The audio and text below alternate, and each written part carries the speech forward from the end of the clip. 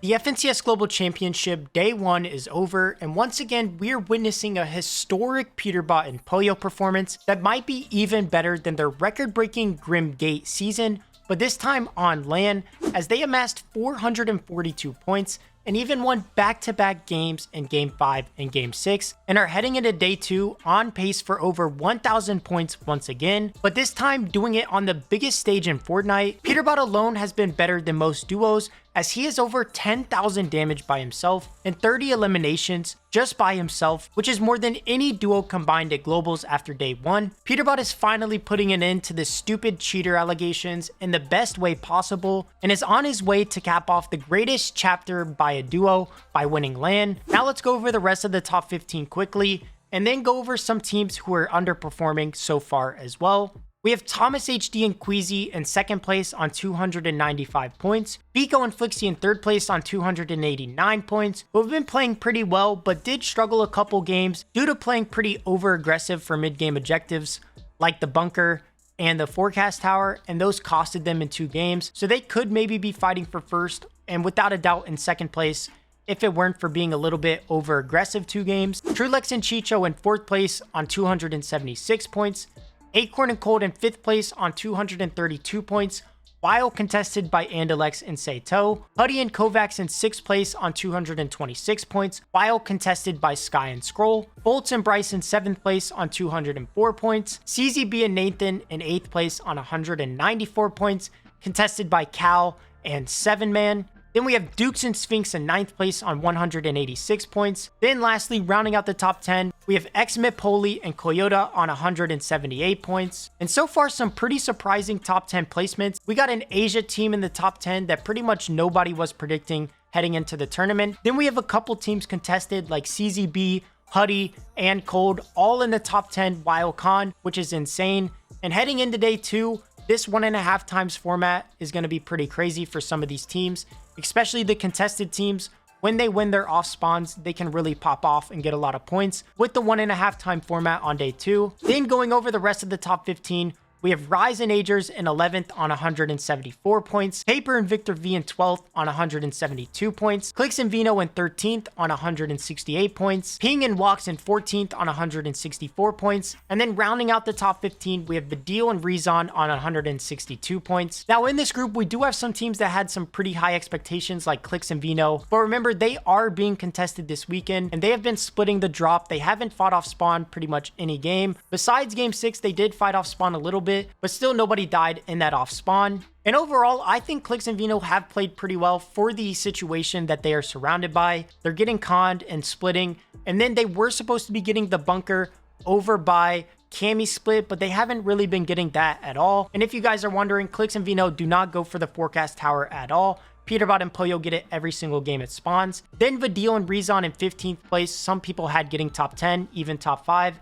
And like I said in my prediction video, I just think how many teams are landing up there at the Castle Doom. I just don't really think Vidil and Rezon are going to have the greatest tournament ever, but you never know on Day 2, 1.5 times format. Once again, I think they could do well. And then now I want to go over a couple teams that aren't really performing up to expectations so far, and it's pretty much all of these teams from 21st to 24th. We have Chap and Teeny, who some people had getting top 10. Kanata and Cooper in 22nd, who some people had getting top 10 as well. Baka and Pars in 23rd, who some people had getting highest top 10 as well. And then Aviv and Booga, who most people had getting top 10 as well in 24th. Sadly, once again, Booga isn't performing too well at LAN, but you never know on Day 2. Hopefully they have a good day. Hopefully they really take advantage of the 1.5 times format and really get some good points and go up the rankings. And then Kanata and Cooper had a very tough start to the day. Cooper has had a very tough tournament. Pretty much all of these points are from Kanata solo clutching. And then Chap and Teeny, I just don't really like the playstyle Chap and Teeny have, especially at LAN.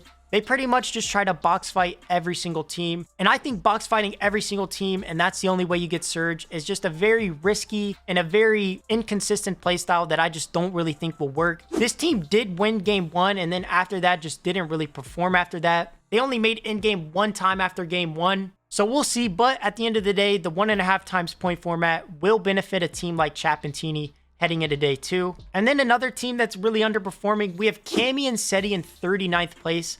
a team that pretty much everybody had getting top 5, pretty much even top 3. And this team is currently in 39th place going into day 2. I don't know what's happening to Cami and Seti. They have a bunch of teams around them, so I feel like their surge should be good. I don't know what's happening to them, but once again, Cami and Seti are underperforming in an FNCS again. Hopefully they turn it around in day 2, but it's not looking very good for Cami and Seti. Now I want you guys to comment down below your thoughts on day 1. Which team surprised you in a good and bad way? Your thoughts on the Peterbot performance so far? And also let me know down in the comments below who you think is going to win and who do you think is going to get top 5 after day 2. Right now, I see Peterbot and Pollo obviously winning. Then I see Vico and Flixie getting 2nd place because of the point format. I think they're just going to get way more kills than Thomas and Trulex, so I think they're going to finish 2nd. Then I think Thomas, HD, and Queasy are going to finish 3rd. Trulex and Chicho are going to finish 4th. Then I have Acorn and Cold staying in 5th place. So pretty much the exact same top 5. I think all these teams will continue to perform very high, and I think they're going to finish top 5.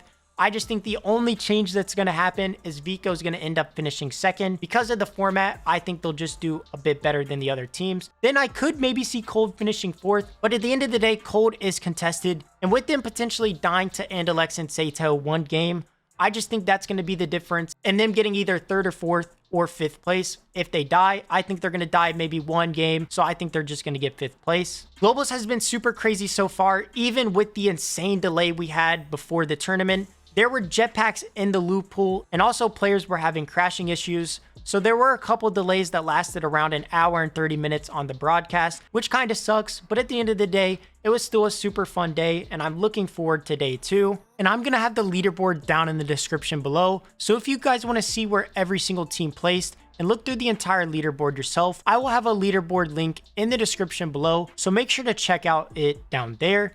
And if you guys want, I'm going to be streaming day 2 once again on both YouTube and Twitch. If you want to stop by, same exact name on YouTube as I'm going to be streaming on this account. Then I'm going to be streaming on Twitch as well with the same exact name. So if you guys want to stop by, make sure to check me out tomorrow. It will start around 1 p.m. Eastern time if you guys are Eastern. And that's also around 7 p.m. EU time if you're European, of course. And if you guys enjoyed this video, make sure to subscribe if you are new and turn on notifications to never miss a recap just like this one. And to also not miss the day 2 recap tomorrow to see which team ended up winning and which teams ended up placing well or who ended up placing not so good. And also, if you enjoyed this video, make sure to drop a like so more people can see this video going over FNCS Global Championship Day 1 and talking about Peterbot performing super well, on pace to maybe break his point record that he set in FNCS Grand Finals, and also going over the rest of the leaderboard, talking about some teams doing good, and also talking about some teams doing bad. That's going to do it for me in this video, guys. Thank you all for watching, and I will see you next time.